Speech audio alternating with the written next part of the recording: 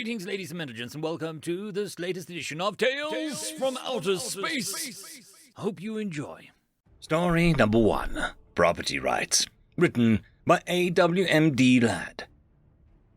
There are many Terran phrases that terrify the galaxy. A soldier fears, "You're going down with me." A merchant fears, "Can I speak to your manager?" A delinquent fears, "Back around and find out." But everyone fears, "Get off my property." You see, the Terran economy is structured differently than the rest of the galaxies. Millennia of regulations, interference, monopolies, and trade has led most races down the route of corporatism. Each socio-economic sector is dominated by one body, be it government or monopoly, and it goes on without their consent, for the sake of cooperation and unity. Many races have codified this into law, stifling the chance of any individual entrepreneurship. The Terrans did things differently. Relatively isolated from other major powers in the Orion Arm, humanity had a plethora of systems to colonize and resources to establish. Once they achieved FTL travel, millennia-old policies were dusted off and a new age of colonialism and exploration began. Now, the Terrans were not one united group as they are now. Nearly a dozen major and hundreds of minor powers fought for dominance. Coming out of the Third Interplanetary War, the governments had a bounty of planets to settle, but precious few resources to do so. Colonization and terraforming was expensive, dangerous, and time-consuming.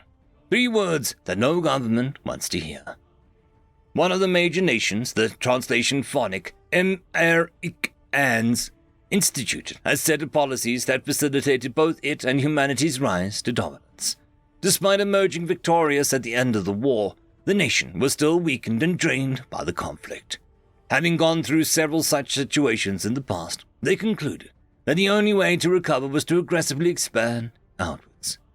Making many bold territorial claims, the Third Homestead Act was initiated. This set off a chain reaction whereby every other power did the same, each frantically rushing to carve out a piece of the galaxy as their own.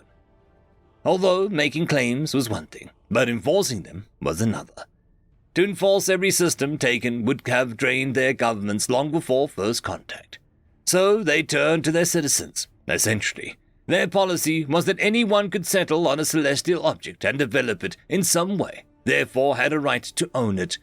This initially resulted in some rather hilarious instances of prospectors placing a wood plank over a ditch and proclaiming that it to be a bridge and declaring ownership over the entire planet. But kinks such as these were eventually ironed out. Given that national militaries at the time lacked the ability to defend such territory, and that said territory were often inhospitable death worlds, very loose weapons laws were adopted so that frontiersmen could defend themselves and their properties. Many of these properties, often beginning as single-person habitats delivered from orbit, would grow into massive estates and corporations as they passed down through the family. Household names such as Clayton Defense, Browning Ballistics, and Clay Shipbuilding began from such humble beginnings. Eventually, this resulted in the belief of going out and defending what is yours being ingrained into nearly every Terran culture. When the first Terran-Nithiki War began, the Nithiki took one look at the fragile worlds lacking any military presence and laughed. They were facing nothing but civilians. It should have been an easy fight, as they learned the hard way. Humans do not give up. This was how the Nithiki lost their first High General in over 140 cycles, not to a professional and skilled army, but to a 69-year-old small business owner by the name of Sigmus Chad, with a kinetic hunting rifle on Sugontes 3. The High General was a fairly arrogant person who was entrenched in the Nithiki culture of honor at the time, and traveled in the planet's surface to personally offer the citizens a chance to surrender. They would be taken into slavery within the Empire, but would be given good positions as butlers or aides. This, he reasoned, was only fair seeing as their government abandoned them. The pity he felt for the Terrans was not reciprocated. While the High General spoke in the planet's capital of Liamau Square, Mr. Chad watched as a pair of Nithiki soldiers began taking goods from his store, shooting them dead with his suppressed kinetic pistol.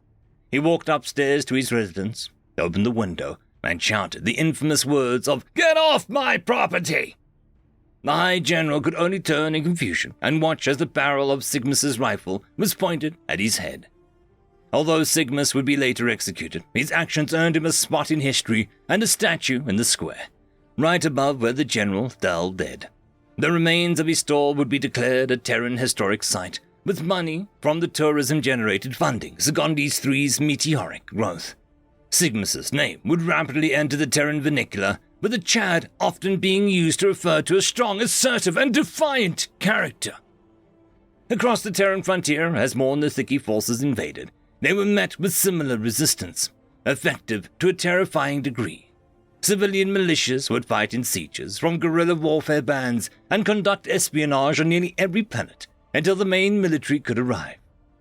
Nithiki commanders would often struggle over the question of orbital bombardment, the resources present making such an endeavor unthinkable, with the nigh unkillable resistance making it all the more reasonable. Eventually, the remaining Terran nations would come to unite following their triumph at the end of the war, continuing their rapid expansion as the truth of the galaxy came to light. That is why "Get off my property" is so terrifying. Not because it is a warning, but a promise. Nothing can stand between a Terran and what's theirs. If their war machine of their most powerful militaries in the galaxy can be ground to a halt by Terran militia with hunting rifles and hunting weapons. Terran weapon regulations are more of an opinion than law on many rural systems. Then what can the galaxy do against the entire species?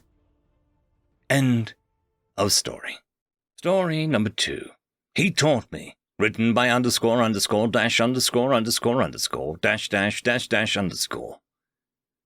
I came to destroy him and his world, to add another note into my file.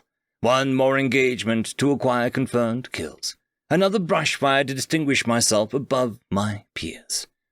It played out identically time and again, for we were an unstoppable force within the galaxy.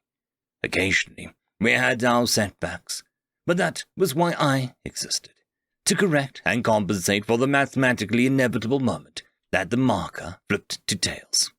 He should have hated me. I took solace in that I hadn't fired on his world, but I ached with sorrow for enabling those that had. A lost being, I was, tormented by my marooned state on his obliterated world. I didn't know how my comrades and I were defeated, but defeated we were. His people called our defeat a Pyrrhic victory, but they had won. They had won and scattered me and my comrades amongst the stars and their own desolate world. Through a fluke of chance, my kind outnumber his own, despite a catastrophic war of genocide we had waged against one another. Yet he still cooked for me, and gave me alcoholic drink for his own manufacture. He baked bread for me, then taught me the simple pleasure of cultivating yeast and kneading my own dough. He taught me to make alcohol to dull the worst and enhance the best of my days. He taught me the mastery of things forbidden to my comrades and I. A child. Such an alien thing to me. He took charge when I faltered, cared for her when I was lost and flustered. I was a soldier, not a parent. It was not his child to fend for, yet he taught her and me how to thrive. My darling daughter, the one thing I had created on accident up to that point. He taught me her multiple languages, encouraged her to make beautiful poetry as she strummed simple hand-made instruments. I thought he did it for me. I thought he did it to join me in bed. He did it because it was the right thing to do, because his culture couldn't be stopped. Though their population was dying, their lessons were thriving. To my dismay, I didn't understand that until he had died. They never stopped teaching us, going so far as to fully mix with us. We had been clones, produced by the billions to wage endless war. Humanity gifted us our individuality at the cost of their own. I wish I had sung him my first song of sorrow. My second one was of rage against those who had made me. End of story. I would quickly like to thank the Tier 5 members, Marky, Cam Maxwell, Caspar Arnolds, Oakfield, Lord Azrakul, and it's difficult to pronounce, Thank you very much.